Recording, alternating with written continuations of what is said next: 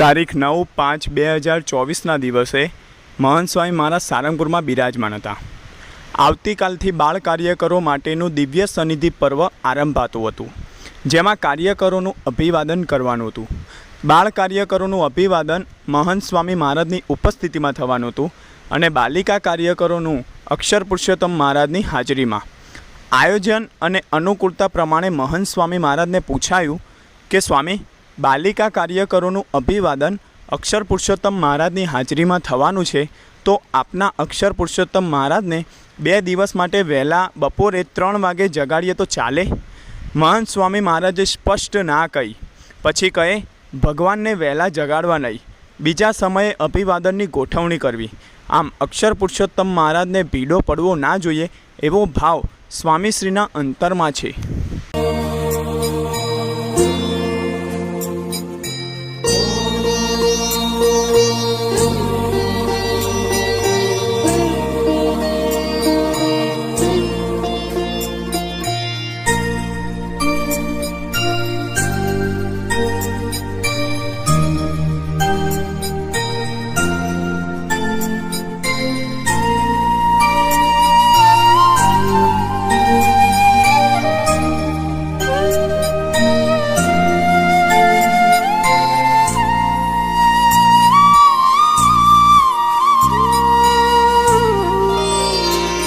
आपने याद करवा श्रुतिना पाठ छे, आपने याद करवा श्रुतिना पाठ छे, आपने प्रेम करवो, आपने प्रेम करवो साधना तमाम छे, आपने याद करवा, आपने याद करवा।